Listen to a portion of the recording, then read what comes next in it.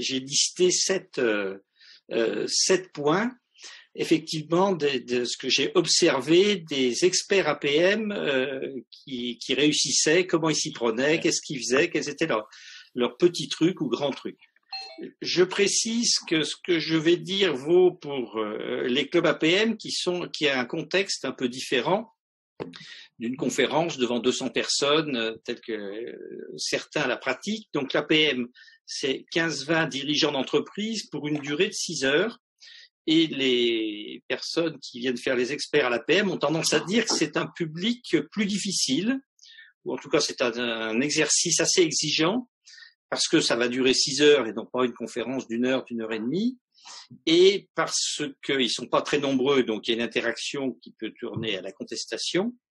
Et puis ce sont des gens qui ont en général leurs idées à eux sur le sujet dont on parle. Donc la position de surplomb n'est pas si facile, avec le conférencier peut arriver avec une aura d'être le grand spécialiste du sujet. Alors, le premier point que j'avais noté, les experts qui réussissaient bien étaient des auteurs de leur expertise, c'est-à-dire que, alors on y réfléchit, ça va loin, parce que à la fois nous sommes tous auteurs et pas auteurs de notre expertise, c'est-à-dire nous avons l'impression que quand nous faisons une conférence, effectivement on raconte des choses qu'on a élaborées, mais on les a élaborées en s'appuyant sur des travaux antérieurs, des choses qu'on a lues, entendues et qu'on a remis à notre source. Donc il y a toujours une question, c'est est-ce que je suis auteur à 50%, est-ce que je suis auteur à 80%, est-ce que je suis auteur à 5%.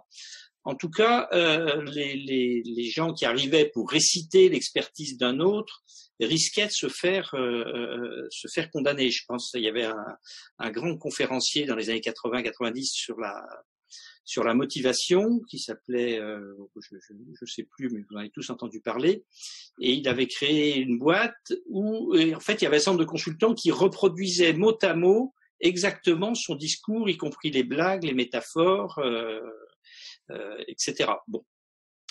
Et donc, ça devenait un peu du théâtre.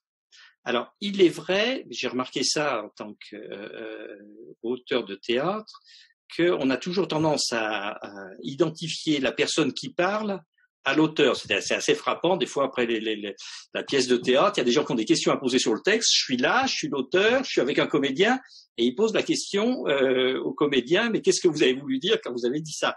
Oubliant complètement qu'en fait, le comédien a simplement dit les mots qu'avait suggéré l'auteur. Alors quand je dis pour réussir, il vaut mieux être l'auteur de son expertise, c'est une façon de dire que c'est pas que du théâtre. C'est-à-dire qu'il y a une question d'alignement parce que à l'APM, en général, on parle d'un sujet sur lequel les gens ont des pratiques et des idées. Donc ils vont vous challenger en disant mais j'ai pas vécu ça, pourquoi vous dites ça, etc., etc. Donc c'était un critère qui avait quand même son importance. Au fond, ce que je dis, j'ai été le chercher où, pourquoi je le dis, pourquoi je le crois, et pourquoi je dis pas l'inverse. Bon. Donc ça, c'est assez différent effectivement du théâtre. Il y a une question d'alignement, me semble-t-il. Alors le deuxième point, c'est au fond quelque chose qui nous fait réfléchir sur les conférences. Pourquoi les gens aiment suivre des conférences alors qu'ils ont tous eu horreur de l'école? Parce que à l'école, la pédagogie type, c'est on vous explique une idée et ensuite on vous dit on va vous donner un exemple.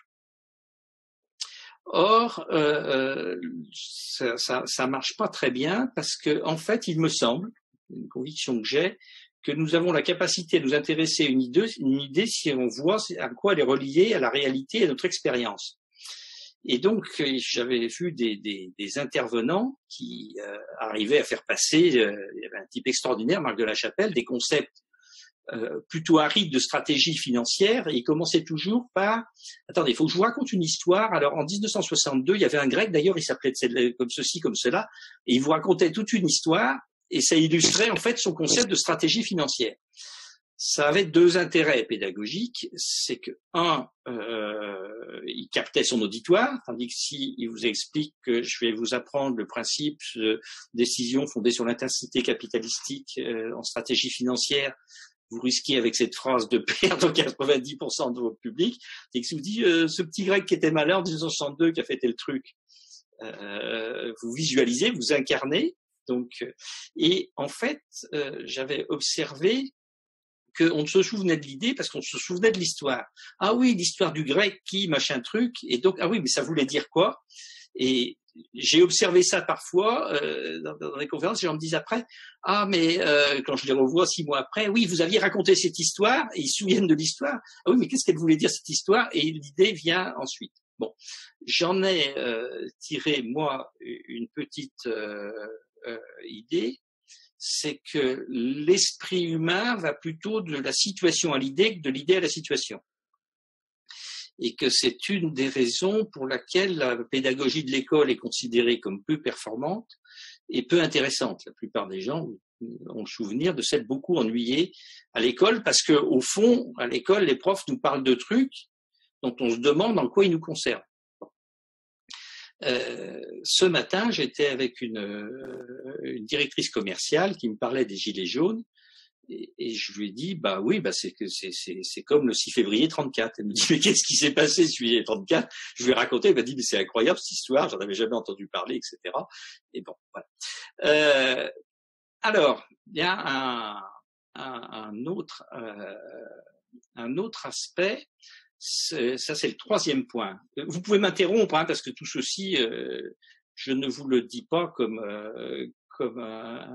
ni comme un évangile révélé, ni comme des choses démontrées. C'est simplement des points, moi, qui m'ont fait réfléchir dans ma vie. Donc, c'est surtout une matière à réfléchir sur laquelle vous pouvez entrecroiser votre...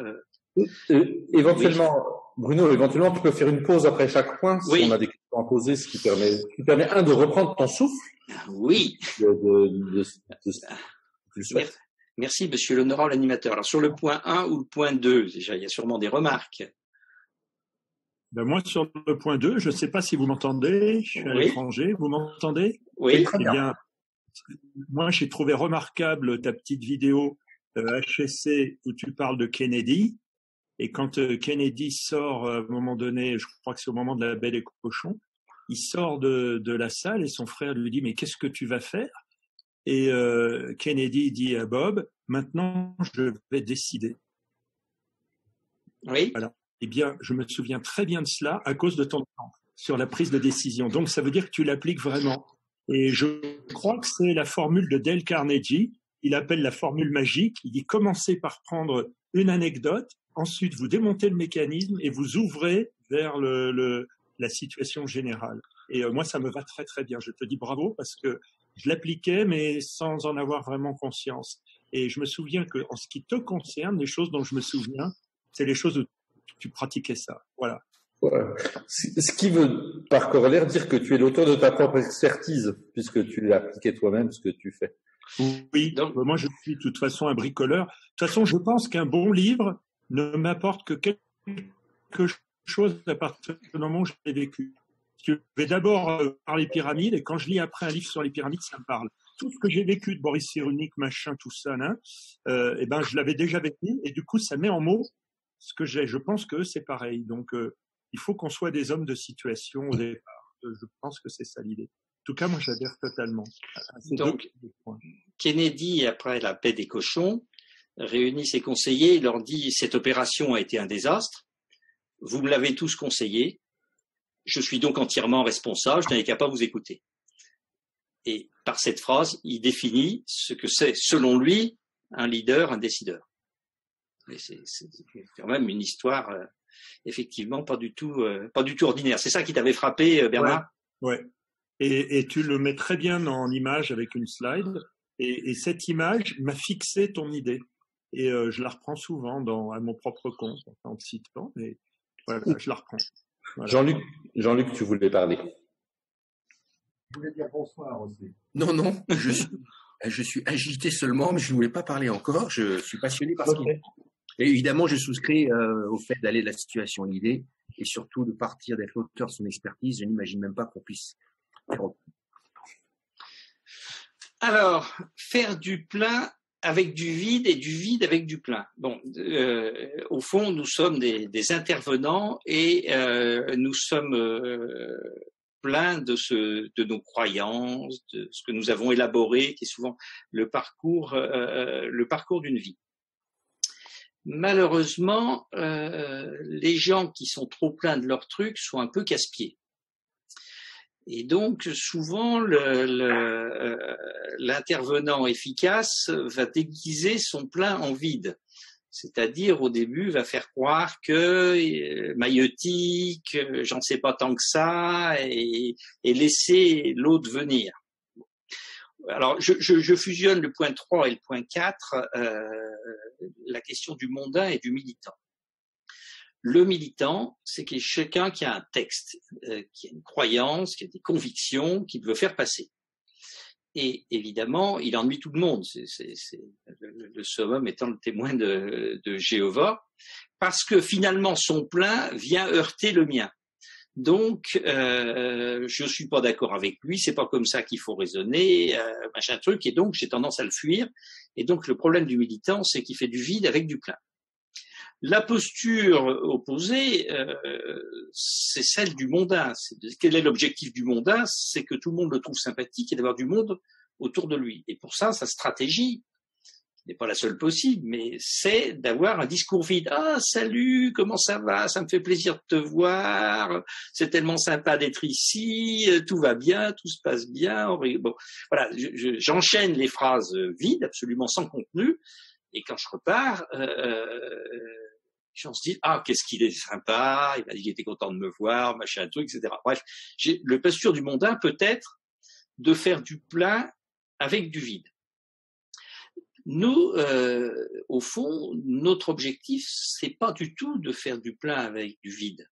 C'est de faire du plein avec du plein. C'est-à-dire, au fond, la seule chose qui justifie de se lever tôt le matin pour faire 3 heures de train pour aller parler à un club APM dont je sais pas s'ils seront accueillants, de bonne humeur et bien embouchés, c'est parce que je veux faire passer quelque chose, donc je veux faire du plein avec du plein. La métaphore du mondain et du militant pourrait nous laisser penser que ces deux idées, ces deux postures sont antinomiques. Un militant n'est pas un mondain n'est pas un militant. Bon. En fait, ce n'est qu'une analogie. Tout notre métier, si on a nos convictions qu'on veut faire des choses utiles, c'est de considérer que ces deux postures sont pas analogiques, c'est-à-dire de faire du plein avec du plein. Autrement dit, je peux avoir un discours vrai, exigeant de contenu, tout en étant sympa, avec les autres. Mais ça ne va pas de soi parce que les deux postures, effectivement, sont pas du tout les mêmes. Donc, il faut vraiment beaucoup y veiller, c'est-à-dire avoir un côté. Effectivement, je vois des experts qui réussissent bien, ils ont cette bonhomie, cette sympathie, cet accueil de l'autre, etc., sans pour autant renoncer à dire des choses extrêmement pleines. Donc, je vais faire un exemple pour moi, quelqu'un qui est typiquement comme ça, c'est notre président vénéré, Philippe Gabillet. Il est toujours ouvert, sympa, souriant, enfin on est toujours heureux d'être en sa présence. Et dès qu'il prend la parole pour dire quelque chose, c'est toujours quelque chose d'inattendu, de fort, de pensée, de contenu, etc. Tout en restant sympathique. Mais si je souligne que je trouve chez lui ce talent très fort, c'est aussi pour souligner que ça ne va pas de soi et que nous sommes en permanence entre deux précipices. Je vois bien quand je me passionne pour la stratégie, voilà, j'y vais à toute vitesse et puis les gens se disent mais il est un peu pet sec ou ça va trop vite ou c'est pas si évident que ça. Enfin, je sais pas. Enfin, il y a tout ce ressenti autour du discours bien structuré. Je sais pas ce que ça vous inspire ça. Les uns et les autres, oui. J'ai une question, Bruno. Quelle est la finalité de l'intervention devant les clubs APM? Quand tu es expert APM, tu y vas le matin pour 6 heures, donc, Qu'est-ce que tu cherches à faire? Est-ce que tu cherches à convaincre? Est-ce que tu cherches à partager? Est-ce que tu cherches à briller? Est-ce que tu y vas pourquoi, finalement? Tu parles pour moi ou parce que tous les experts APM n'ont pas la même réponse? Oui, j'imagine bien. Mais je dirais quelle est l'approche saine d'un expert APM? C'est-à-dire celui qui y va pour défendre son point de vue, qui voudra absolument pas changer de point de vue parce que là-bas dans la salle il y a un type qui le contrarie ou qui le contredit. C'est une chose. Il y a des gens qui vont peut-être pour s'exprimer devant des chefs d'entreprise, ça les fait briller. Il y en a peut-être qui ont simplement envie de partager et d'apprendre aussi. Et donc, quel serait ton conseil en tant que pour les futurs experts APM? Quelle serait ta recommandation sur le plan de la finalité quand on se présente dans un club APM?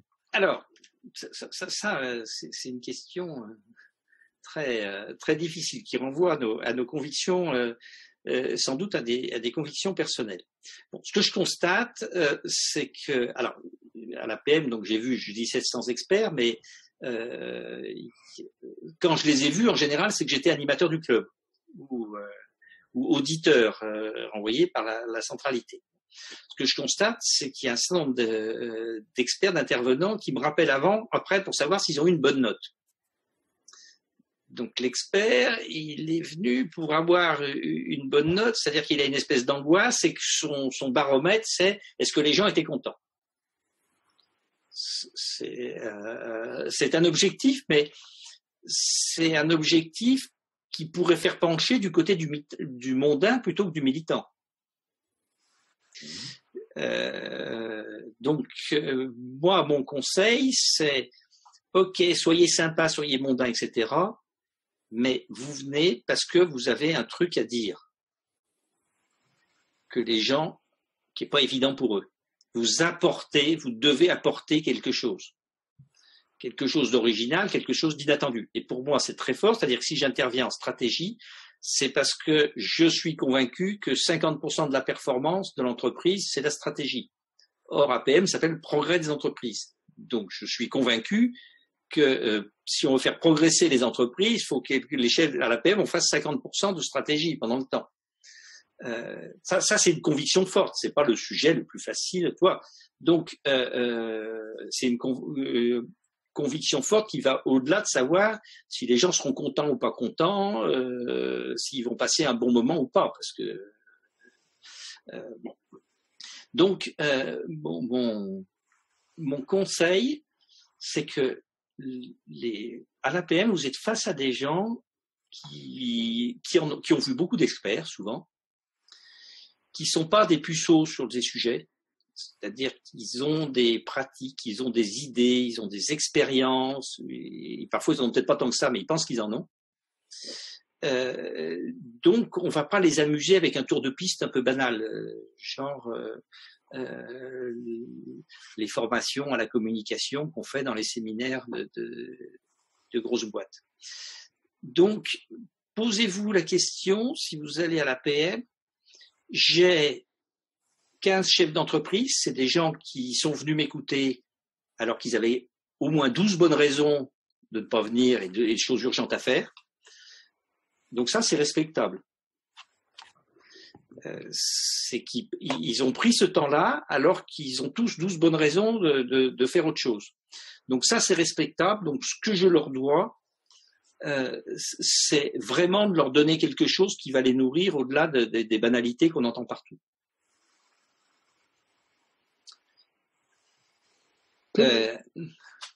Réaction? Créer de la valeur.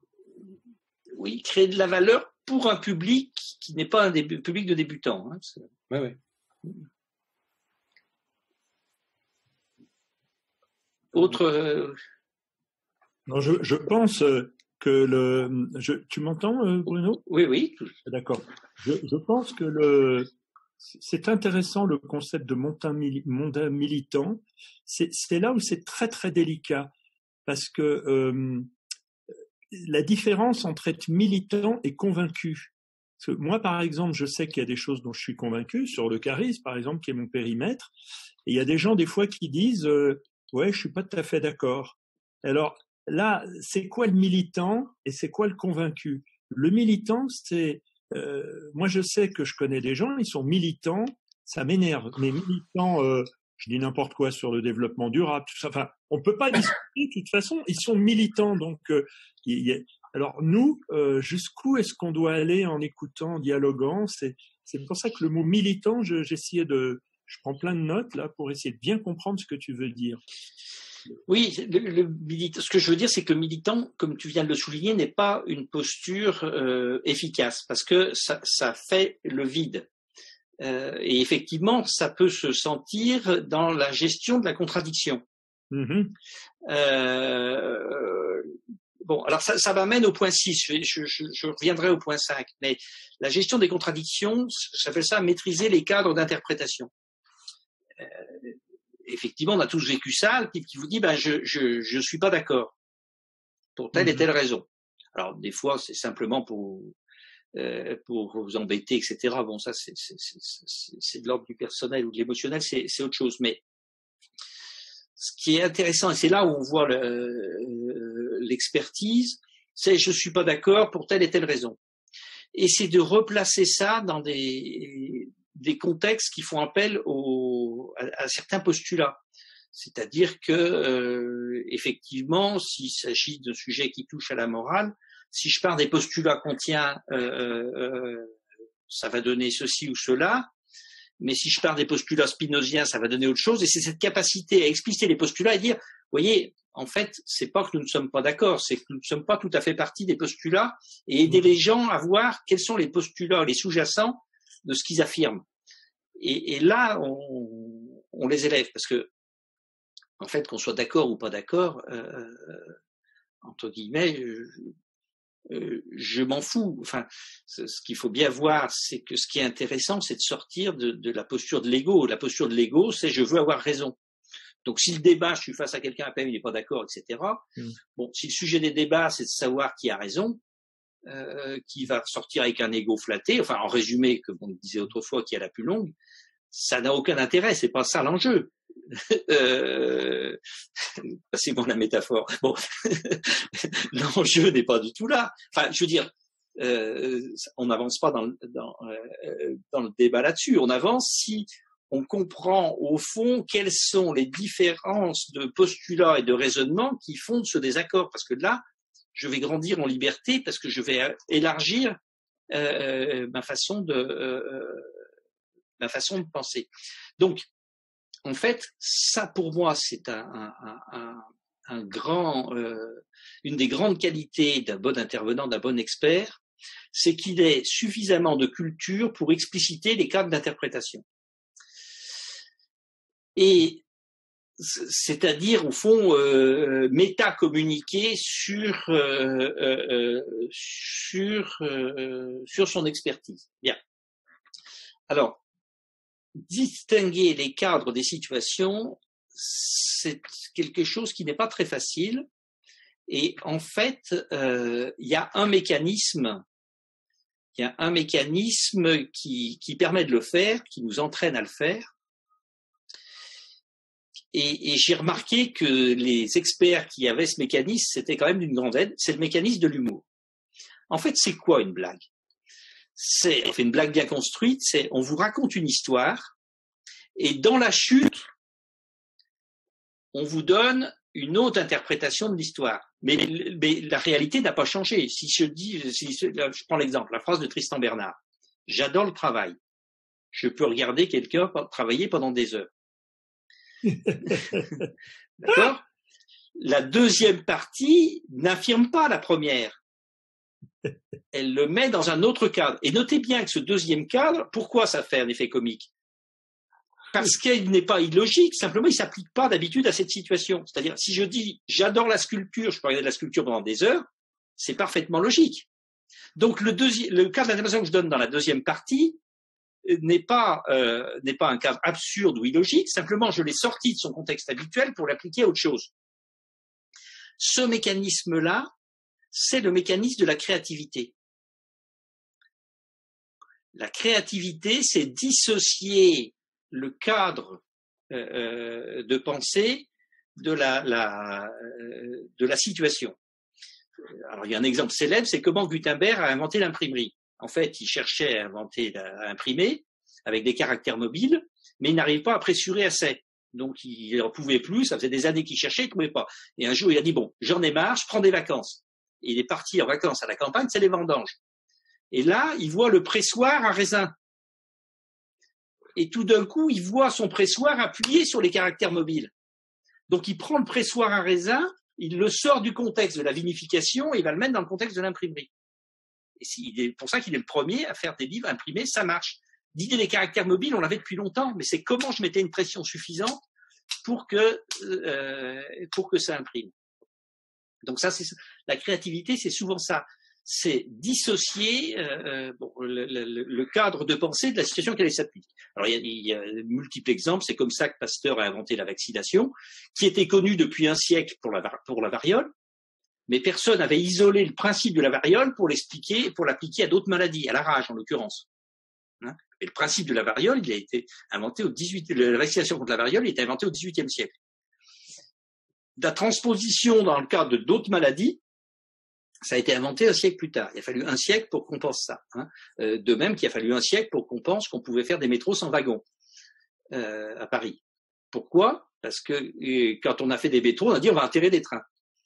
Donc on n'a pas fait des métros, on a fait des trains enterrés. Et pour sortir le métro de la représentation du train, qui avait des wagons, et en faire un train sans wagons, continu, qui contient 15% de personnes en plus, il a fallu un siècle. Bon.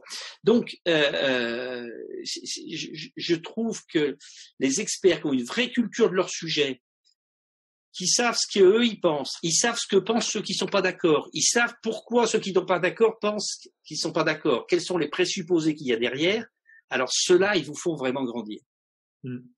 C'est vrai. Remarque.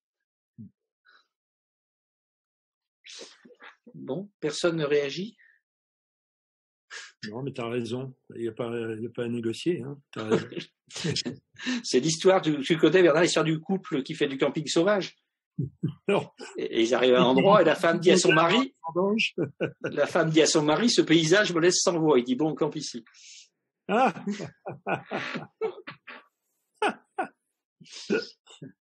Histoire très misogyne. J'espérais au moins que Florence allait protester.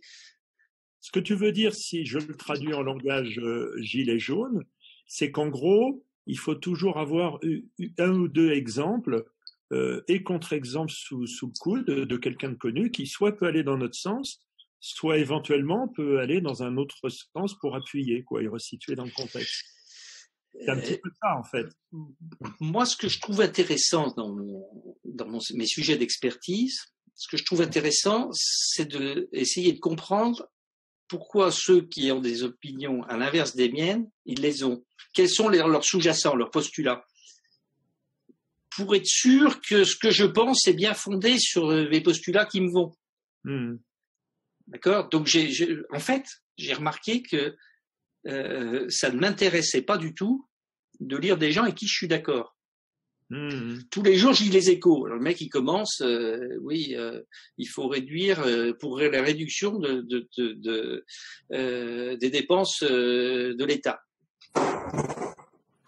Je vais pas le lire. Je suis d'accord, ça va rien m'apprendre. Et par contre, si je vois un mec qui dit il faut augmenter les dépenses de l'État, je vais le lire pour bien vérifier que ce qu'il dit est faux. Pour bien vérifier que ces postulats sont faux ou que j'ai des contre-arguments. Et des fois, de temps en temps, dans ma vie, je me suis dit ah non, mais le mec qui est pas d'accord avec moi, là, c'est imparable ce qu'il dit, j'avais tort. Je vois que Philippe Vérag s'est activé l'audio. Peut-être tu as une question à poser, Philippe? Non, je voulais dire que globalement, ce qui est dit est fondamentalement intéressant. Il y a quand même des limites dans cet exercice. Je parle ici de la maîtrise des cadres d'interprétation. La limite pour moi, c'est d'apparaître lorsqu'on a l'impression de connaître quelque chose comme un petit prof. Le gars qui sait tout, qui dit tout, etc. Et il peut y avoir des risques de distance qui s'opèrent avec le groupe. Et on peut s'en sortir en étant le surexpert possible, le super-homme de l'expertise. Je pense à Jean-Pierre Lumineux, par exemple, quand il dit quelque chose, je ne comprends jamais rien, donc je n'aurais pas la possibilité de le contredire. Luminet, oui, c'est la même chose. Non, parce que tu es en train de dire qu'il n'est pas si lumineux que ça, donc. Oui. Non, je me méfie quand même du côté propre, qui nous fait passer pour des intellectuels, alors que si on veut donner des outils, il faut devenir des intellectuels.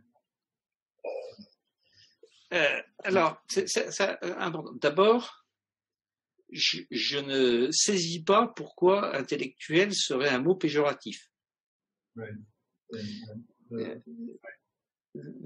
Puisque toute l'histoire de l'humanité montre que la différence entre l'homme et l'animal, c'est que c'est l'homme qui met des idées dans l'action, de la pensée dans l'action. Donc le fait de penser me semble une caractéristique assez typiquement humaine. Je vous rappelle qu'intellectuel, c'est un mot qui a été utilisé contre les écrivains qui étaient Dreyfusards. Ça a été inventé à cette occasion-là. Et c'était donc une injure des anti-Dreyfusards. Je voulais par là aborder plutôt la notion de conceptuel, c'est hors de la pratique quotidienne, complètement étranger à ce qui se fait tous les jours en usine. C'est le côté dangereux de l'expertise. C'est ce que je veux dire. Je suis d'accord avec toi sur la notion intellectuelle, mais il ne faut pas que l'expert soit déconnecté du réel. Alors, là, tu utilises une notion qu'il faut interroger, c'est la théorie et la pratique seraient des choses éternellement dissociées. Je me situe plutôt dans ce que disait Kurt Lewin, il n'y a rien de plus pratique qu'une bonne théorie. C'est-à-dire que l'histoire humaine, pourquoi l'homme a changé le monde contrairement aux autres espèces? C'est parce qu'il a mis des idées en pratique, donc de l'idée dans la réalité et de la réalité dans ses idées. C'est-à-dire, il a essayé d'appliquer ses idées en lien, de relier ses idées au réel. Donc, cette dichotomie que tu fais entre théorie et pratique me semble être assez bienvenue quand il s'agit de théorie visionnaire. Et c'est pour ça que moi, en stratégie, j'appartiens à l'école dite réaliste, c'est-à-dire essayer de relier tout ce que l'on dit à des réalités observables. Et je peux vous dire mieux, j'ai trouvé un moyen de me faire haïr de mon public en 30 secondes quand je fais des conférences de stratégie, un moyen imparable, et que j'utilise toujours. Je commence en disant, voilà, en stratégie, il y a deux écoles, il y a l'école réaliste et l'école visionnaire. Moi, j'appartiens à l'école réaliste. Autrement dit, tout ce que je vais vous dire, j'essaye de le relier à des observations réelles, et faites votre stratégie en partant de l'observation du réel. Et immédiatement, je me fais contester en disant, parce que l'école visionnaire, elle a son messie et ses prophètes, on me dit Steve Jobs.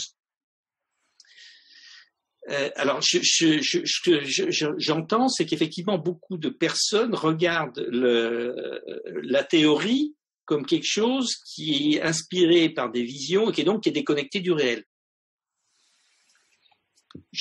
Dans mon champ, à moi, qui est la stratégie, je pense que c'est pas une bonne idée. Après, dans d'autres champs, c'est autre chose. Je sais pas comment vous réagissez à ça. Beaucoup sont muets, donc ça empêche de réagir de manière trop bruyante, disons. C'est intéressant. Peut-être on peut aussi, en gardant ce que tu viens de dire en tête, te laisser dérouler ton plan jusqu'au bout pour continuer la conversation sur ces thèmes-là, une fois que tu auras totalement déroulé. Oui, enfin, on n'est plus très loin du terme. Utilité, plaisir.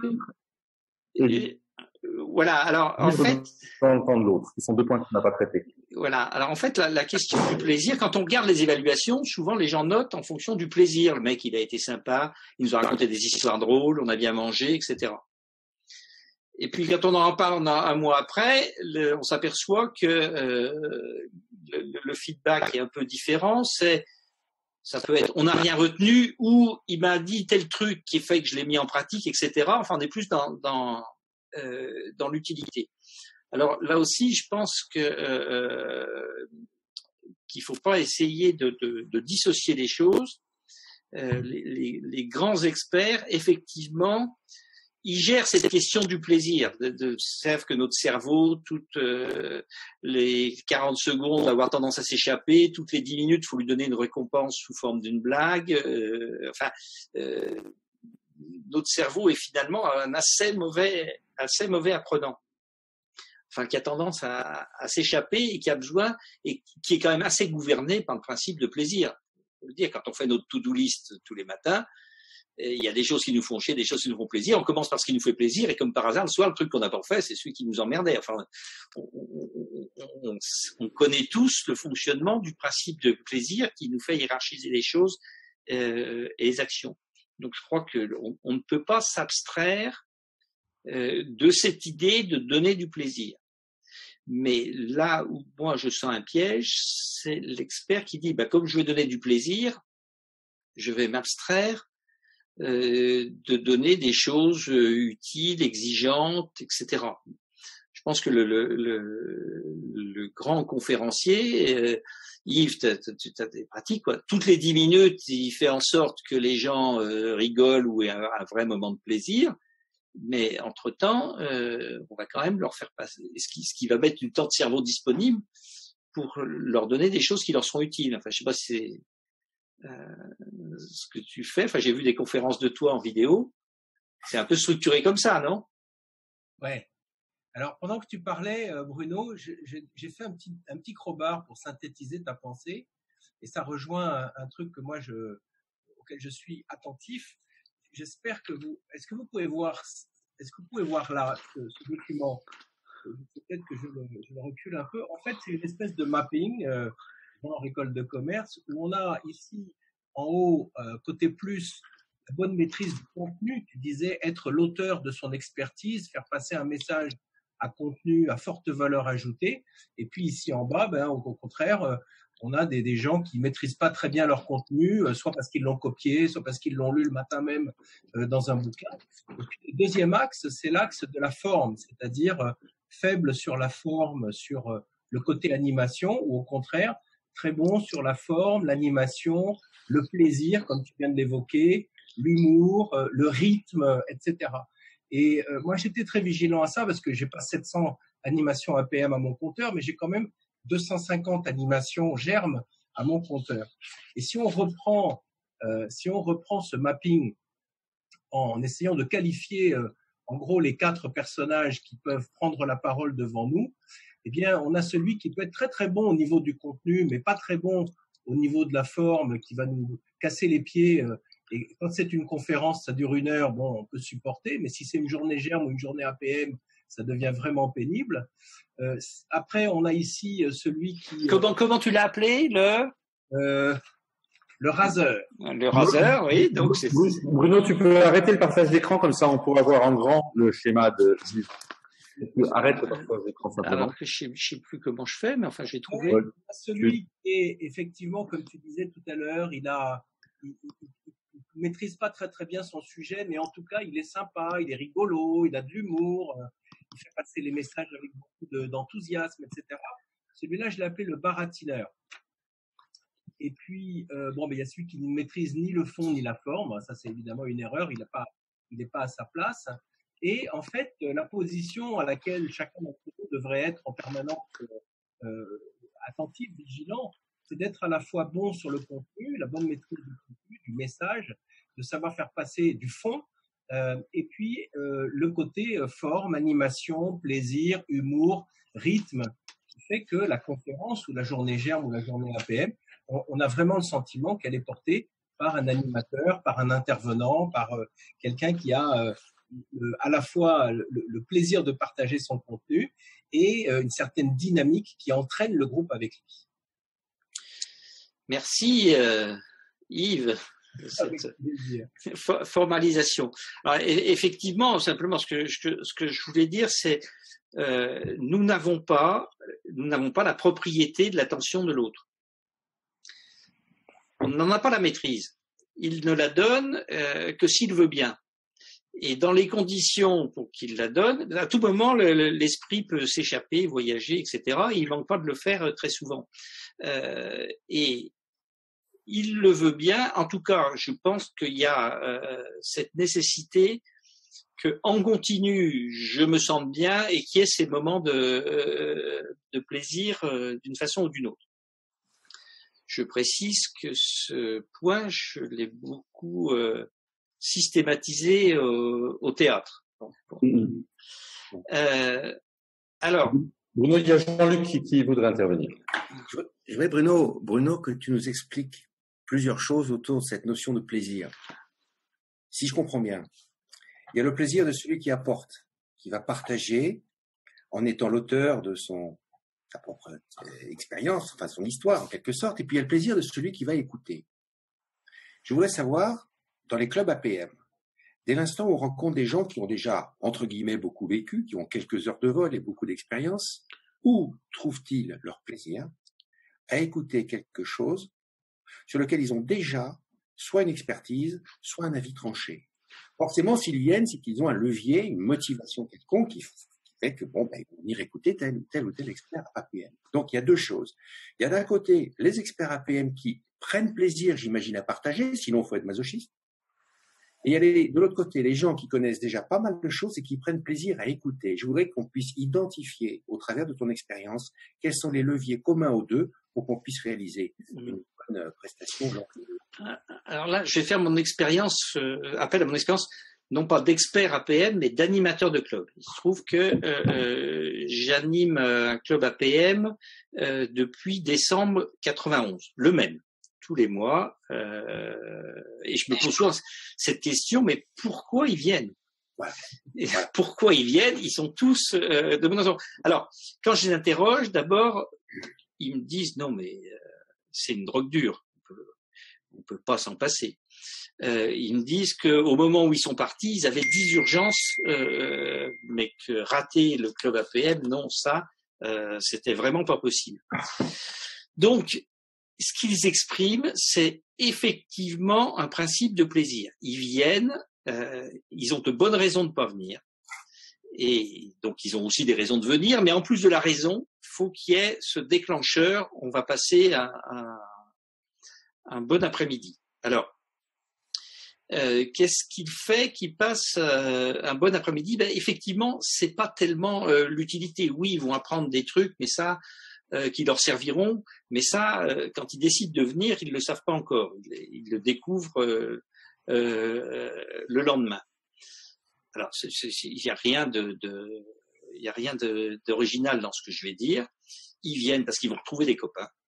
Donc, effectivement, l'amitié est un ressort du plaisir. Si je dois aller à un endroit où je vais rencontrer des gens que je ne connais pas ou qui me sont pas très sympathiques, c'est quand même pas la même chose que si je vais à un endroit où je sais que je vais rencontrer des gens qui me sont sympathiques. Donc ça, c'est une banalité de le dire, mais enfin, faut quand même en être conscient. L'homme est en général tribal. Partout où il va, il reconstitue il reconstitue des tribus. Ils viennent parce que il y a de l'humour. On va rigoler, on va se raconter 2-3 histoires. Parce qu'ils rencontrent des gens de qualité, parce que au global, ce sera intéressant. Mais je me pose souvent cette question. Mais vraiment, pourquoi ils viennent ? Alors, j'ai eu un coup de fil la semaine dernière d'un adhérent de mon club qui m'a dit « Écoute, je vais pas renouveler mon adhésion parce que cette année, j'y ai pas retrouvé ce que je voulais. » Ce à quoi je lui ai dit « Écoute, ce que tu me dis me rassure beaucoup parce que cette année, tu n'es pas venu. » Donc, si tu avais trouvé ce que tu voulais sans venir, là, ça m'aurait quand même perturbé. Mais que tu n'aies pas trouvé ce que tu voulais en ne venant pas, ça me va bien dans ma fonction d'animateur de club. Alors maintenant, dans le plaisir que vont avoir les personnes au cours d'une réunion APM, l'expert a sa part. C'est-à-dire que c'est pas lui, il a la part d'expertise, donc a priori il a la partie utilité, et puis les copains et l'animateur la partie plaisir avec le cuisinier aussi. En fait, non. En fait, on est tous dans une réunion co-auteur de l'utilité et du plaisir. C'est ça que je voulais dire sur l'expert. Il faut vraiment avoir ça en tête pour éviter d'être ce qu'il a appelé le raseur, et on sait très bien qui c'est le raseur. Enfin, on a tous vécu ça, quoi, d'être coincé dans une réunion avec un raseur qui n'en finit plus. Et vous remarquerez qu'en général, ce sont les raseurs qui outrepassent leur temps de parole. Oui, en général, le raseur insiste. Alors, dernier point, je voulais dire, c'est vivre dans le temps de l'autre. En fait, nous vivons tous dans notre temps, c'est-à-dire dans notre perception subjective du temps. Et ce que je me dis, moi, quand je suis face à un public APM, je me dis, n'oublie pas que c'est leur temps, pas le tien. Leur rythme, pas le tien. Donc, par exemple, si tu vas pas au bout, ça n'a aucune importance. Parce que ça, c'est aller au bout de mon propos, c'est être centré sur mon temps. De toute façon, je me dis toujours, les tests montrent quand un conférencier a été passionnant, écouté, etc., 3 mois après, les gens en ont retenu 3%. Donc, mon enjeu n'est pas de savoir si je vais dire 80 ou 90% de ce que j'ai à dire. Mon enjeu est de savoir s'ils vont retenir 0 ou 3%. Ce qui n'est pas le même enjeu. Et pour ça, je pense qu'il faut être essayer d'être très attentif au temps de l'autre. C'est-à-dire, par exemple, moi, il y a un truc que je trouve catastrophique, mais vraiment catastrophique. C'est un participant pose une question et l'expert veut tellement bien faire qu'il répond avant d'avoir écouté la question jusqu'au bout. C'est-à-dire qu'il casse le rythme temporel de l'autre. Et j'ai eu une expert APM, très, très honnêtement, hein, je ne vais pas citer son nom, mais elle a fait son job et moi, toute la journée, j'étais mal. Elle m'oppressait. Et après, les clubs m'ont dit, mais elle est oppressante, cette femme, parce que elle s'avançait vers le public et dès que quelqu'un disait un truc, il n'avait pas dit le quart de sa question, elle était repartie, etc. Donc, on se sentait complètement pris dans son rythme et dans son temps, sans avoir de respiration. Elle n'était pas attentive au rythme, au temps, au vécu de l'autre. Et ceci parce qu'elle voulait bien faire. Elle avait tellement peur de ne pas bien répondre à la question, alors ça a eu une conséquence, c'est que comme elle coupait la parole dans les questions, il lui arrivait plusieurs fois de ne pas répondre à la question qu'on lui posait, mais à la question qu'elle croyait qu'on lui posait. Mais comme elle n'avait pas écouté jusqu'au bout, elle s'était trompée sur la question. Et même dans les réunions, ça m'arrive souvent de vouloir poser une question, les gens me coupent la parole, ils me répondent, et de leur dire « Oui, mais ça, c'était pas la question que je voulais vous poser ». Ils sont stupéfaits, parce qu'ils avaient présupposé au début que je voulais poser telle question, mais en fait, pour savoir, je me dis toujours, pour savoir ce que quelqu'un a dans la tête, il faut toujours lui demander et l'écouter jusqu'au bout. Parce que si on interprète au milieu, on peut se tromper complètement. Donc je trouve qu'il y a des intervenants qui sont oppressants parce qu'ils sont oppressants sur le temps de l'autre. Et il faut toujours se dire que le participant, il va vivre ça dans son temps. Qu'est-ce que son temps pour lui et comment je le respecte. Enfin, je ne sais pas si vous ressentez ça, mais moi je l'ai ressenti très fortement, très souvent. Il y a aussi celui qui va prendre la parole et qui va partir dans son histoire parce qu'il est intéressé par son histoire. Et ça, souvent en conférence, ça se voit. Les questions à la fin. Oui, alors c'est comme moi. Alors et puis il part et on est, tu vois. Oui, alors ça, c'est le petit monsieur de fin de conférence. Alors, il existe dans toutes les salles de conférence de 200 personnes, donc on l'a tous rencontré et on le connaît par cœur.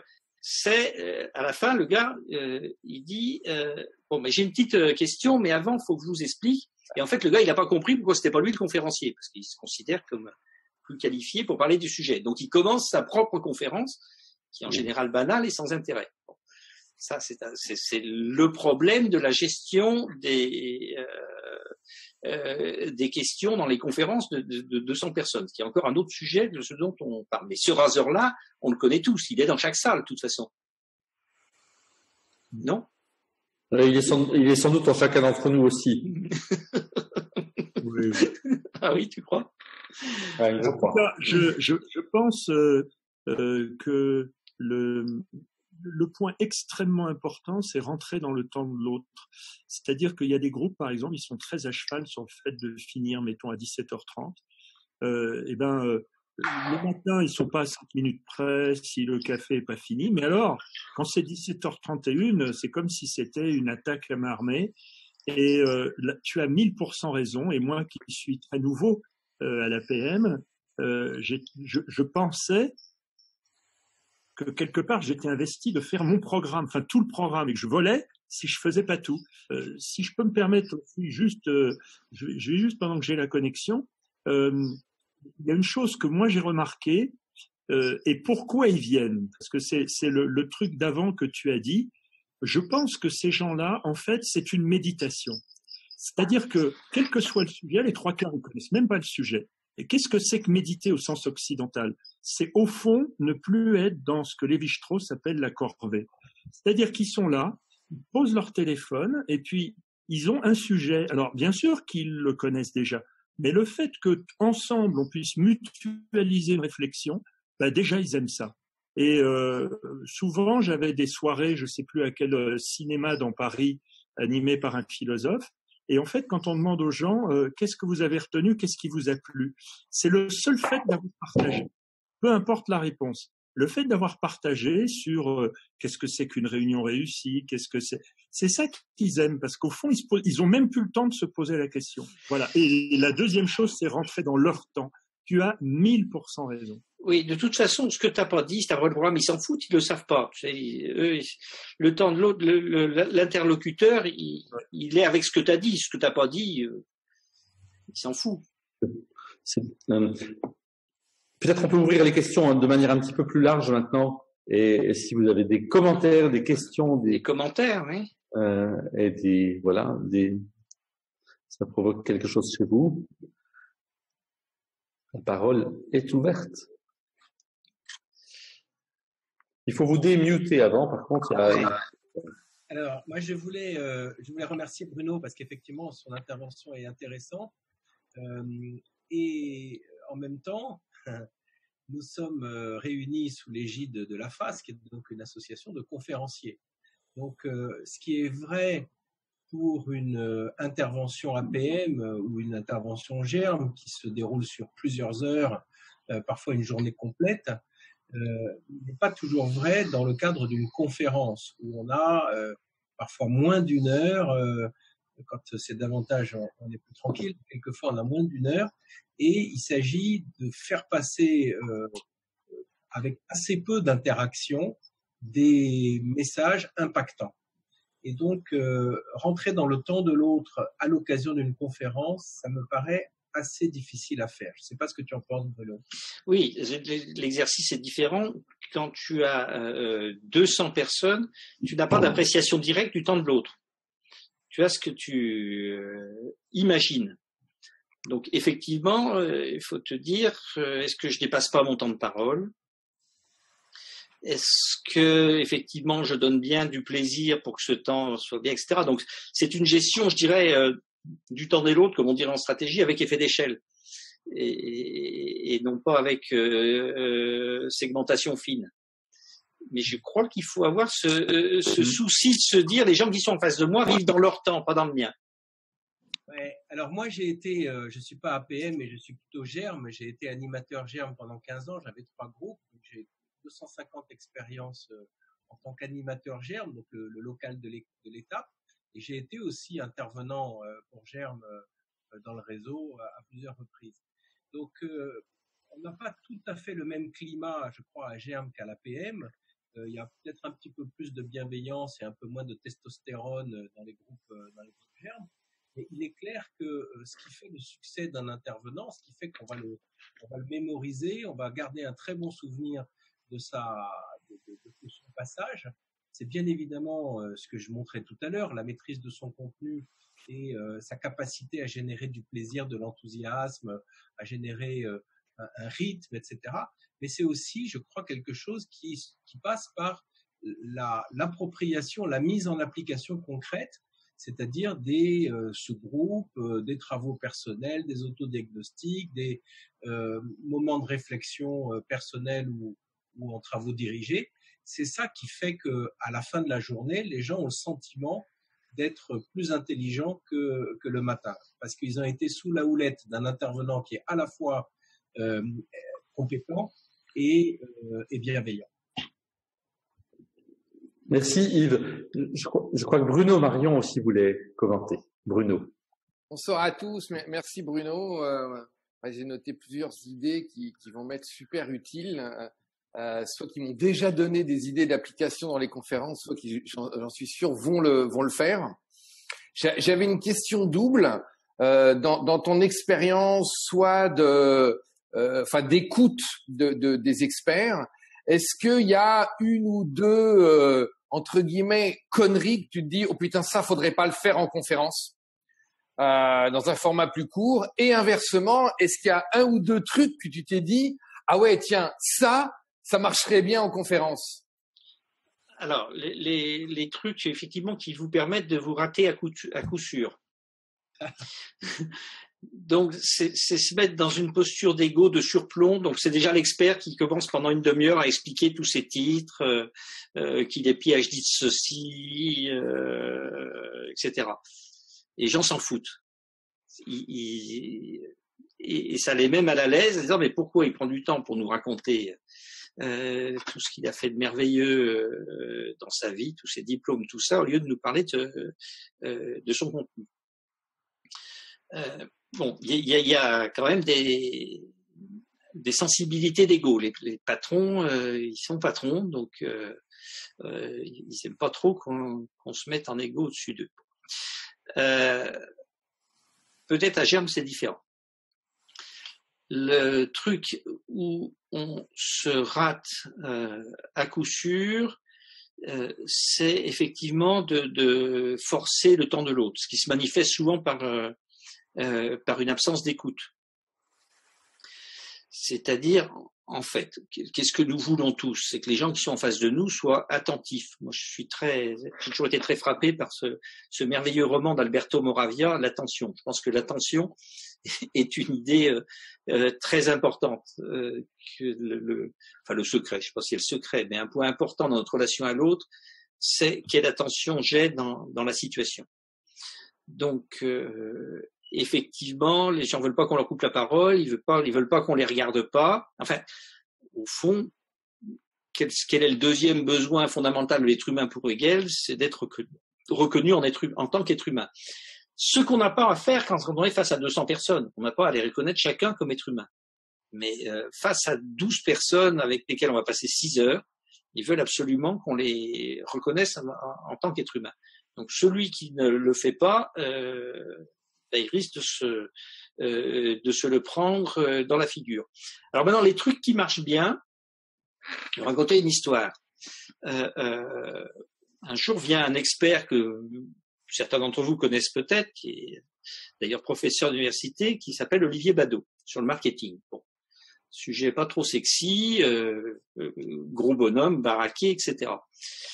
Et le club était d'humeur badine, et à la première demi-heure, lui fait quelques blagues salaces. Et Badeau, avec sa stature, son grand sourire, se pointe, s'avance et dit « Bon, écoutez messieurs, comme vous, je suis un obsédé sexuel. Ce point étant établi et acquis, est-ce qu'on peut en venir au marketing ?» Et là, évidemment, le club adore. Parce que justement là il est dans le temps de l'autre, c'est-à-dire je ne refuse pas votre jeu, je vais même le pousser plus loin et puis ça va me permettre de déboucher sur quelque chose. Donc c'est le côté joueur finalement. Bon, vous voulez jouer, on va jouer ensemble et je me récupère quand même sur mon sujet. Alors évidemment l'expert qui fait un peu gêné parce qu'on lui a fait une remarque salace, c'est sûr que le jeu va monter, quoi. On va de plus en plus le mettre, il risque de plus en plus de le mettre mal à l'aise. Donc, je trouve le truc qui marche bien, c'est jouer avec. Alors, c'est une question brûlante. avant de se quitter, peut-être qu'on va se dire bonsoir et vous te laisser la conclusion, Bruno. Ah, la conclusion, j'avais pas préparé de conclusion, si ce n'est cette phrase du cher Alan Greenspan qui disait « Si vous m'avez bien compris, c'est que je n'ai pas été clair ». Non, tu as été très clair. Et je veux dire que ce jour est à célébrer d'une pierre blanche, car dans le courant de toute cette soirée, tu n'as fait qu'une seule blague misogyne. Donc, je trouve quand même que c'est remarquable. 2, dit Florence. J'ai raté une des 2. Je devais être sorti à l'instant.